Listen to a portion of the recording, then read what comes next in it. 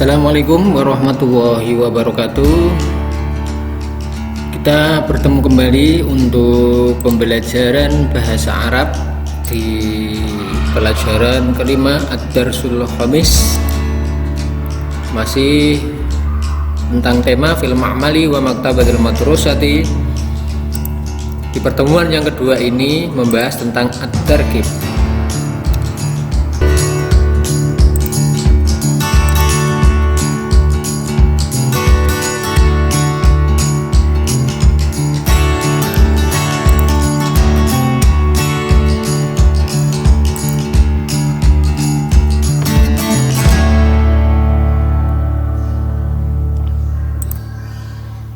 Mari kita awali untuk pertemuan hari ini dengan mengucap basmalah bersama-sama. Bismillahirrahmanirrahim. Iqra wal akhir taraqib taliyah. Baca dan amati pola kalimat berikut. At-taraqib yakni susunan kata. Kita akan bahas tentang susunan kata mubtada dan khobar. Apa itu mubtada? Al-mubtada'u huwal ismul marfu'ul 'ari 'anil awamili lafdhiyah. Jadi yang dinamakan mubtada itu adalah isim. Mubtada ialah isim yang dirafa'kan, yang kosong dari amil-amil bangsa lafal, atau sunyi, sepi, kosong dari amil-amil bangsa lafal. Atau ismun marfu'un waqi'un fi awalil jumlah, yaitu mubtada adalah isim yang dirafa'kan, yang terletak di permulaan jumlah atau kalimat.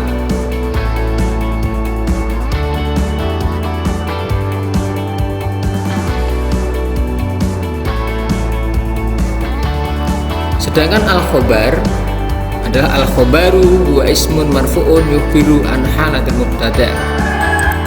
Yang dinamakan khobar itu ialah isim yang dirafa'kan, yang memberitakan keadaan mubtada atau yang terletak setelah mubtada. Kalian bisa melihat contohnya sebagai berikut. Al-hasubu fil ma'mali. Al-hasubu di sini adalah kedudukannya sebagai mubtada, berada di awal kalimat, merupakan isim. Tanda isim adalah ada al, itu merupakan tanda isim. Kemudian yang fil ma'mali adalah khobar. Khobar ini menerangkan tentang mubtada, yang artinya al-hasubu fil ma'mali, komputer di laboratorium. Al-hasubu adalah komputer, fil ma'mali di laboratorium. Jadi susunan mubtada dan khobar. Kemudian contoh yang kedua, al-kutubu fil maktabati. Al-kutubu fil maktabati. Al-kutubu adalah sebagai mubtada, khobarnya fil maktabati. Buku-buku di perpustakaan. Dan contoh yang ketiga, al-kitabu fil rafi, yakni buku di rak. Jadi buku terletak di rak. Nah, ini adalah contoh dari mubtada dan khobar. Ini ya. Jadi pada dasarnya setiap mubtada itu terletak di awal kalimat atau jumlah. Akan tetapi ada kalanya khobar boleh diletakkan sebelum mubtada, yang disebut dengan al-khobar muqaddam. Dan juga mubtada diakhirkan, artinya jatuh setelah khobar, yang dinamakan al-mubtada muakhar. Nah, untuk meletakkan khobar di depan itu harus memenuhi syarat. Syaratnya harus mubtadanya berupa isim nakiroh, sedangkan khobarnya berupa sibhul jumlah. Isim nakiroh di sini yaitu isim yang tidak menerima al.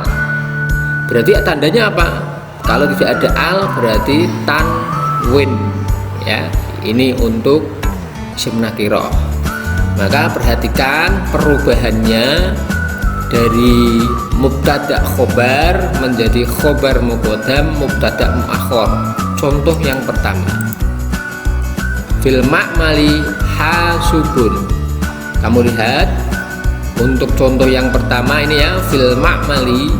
Nah, ini pertama al hasubu fil ma'mali mubtada khobar. Ketika di khobar ini dirubah menjadi khobar muqaddam, maka fil ma'malinya ini kita taruh di depan karena ini berupa sibhul jumlah.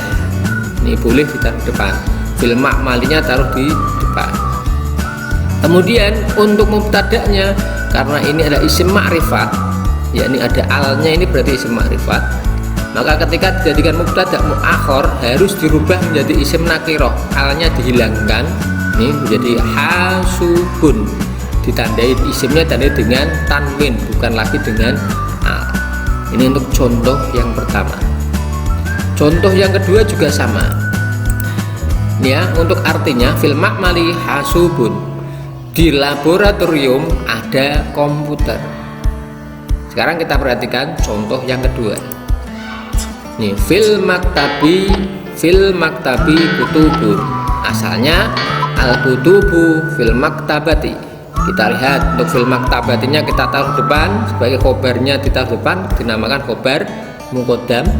Kemudian mubtada'nya ditaruh di belakang dengan cara yakni menjadikannya isim nakirah, yang dari ma'rifat al ini dirubah menjadi nakirah tanpa al, menjadi tanwin. Fil maktabati kutubun artinya adalah di perpustakaan ada buku-buku. Contoh yang ketiga, perubahan yang ketiga, lihat al-kitabu firrofi, dirubah menjadi khobar muqaddam dan mubtada muakhor, firrofinya ditaruh di depan menjadi khobar muqaddam, khobar yang didahulukan.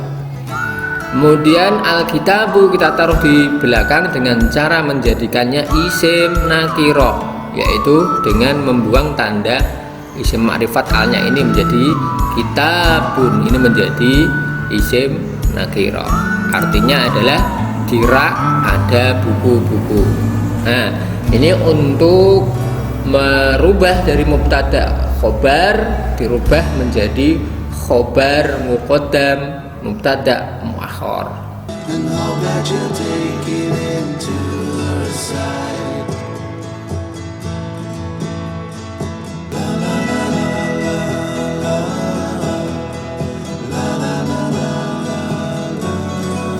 Nah, untuk latihan nih ya, hawil tarkibil jumlati kama fil misal, ubahlah seperti contoh ya.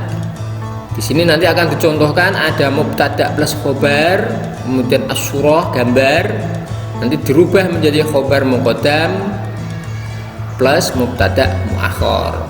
Sebagai gambaran kita kasih contoh yang pertama, al-misal. Ini ya, ada gambar al-maktabati. Al-maktabati ada artinya perpustakaan. Sampingnya perpustakaan adalah lemari, maka kita buat al-khizanatu. Ini ya, lemari ya, al-khizanatu yang mubtada khobar, al-khizanatu fil maktabati. Lemari berada di perpustakaan. Ya, lemari di perpustakaan. Ini untuk susunan mubtada dan khobar. Kita rubah yang khobar muqaddam plus mubtada muakhor bagaimana? Kita lihat. Ini ya, lihat yang khobarnya ditaruh di depan menjadi fil maktabati. Ya, kemudian al-khizanatu ini yang lemari ini ya, yang ada alnya kita rubah, alnya kita buang biar dirubah menjadi isim nakirah. Alnya ini kan tanda makrifat, maka alnya dibuang menjadi khizanatun, ditandai dengan tanwin. Alnya dirubah dengan tanwin di akhir. Ini untuk contohnya. Untuk yang lain silahkan kerjakan latihan berikut sebagai latihan di pembelajaran hari ini. Nanti silahkan dikumpulkan melalui grup WA maupun bisa diupload di Google Classroom-nya. Berikut adalah contohnya atau tugasnya. Berikut adalah latihannya.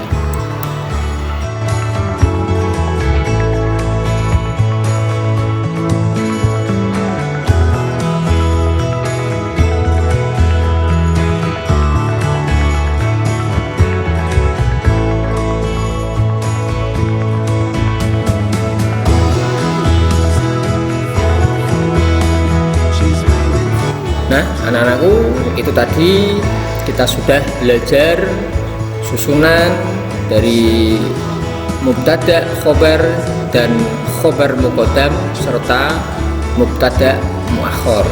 Semoga di pembelajaran ini bisa dipahami. Jika ada pertanyaan nanti bisa dilanjutkan di grup WA. Silahkan tanyakan tentang hal-hal yang belum dipahami. Kita akhiri untuk pembelajaran bahasa Arab hari ini dengan mengucap hamdalah bersama-sama. Alhamdulillahirabbil alamin. Wassalamualaikum warahmatullahi wabarakatuh. Sampai bertemu di pembelajaran berikutnya. Dadah.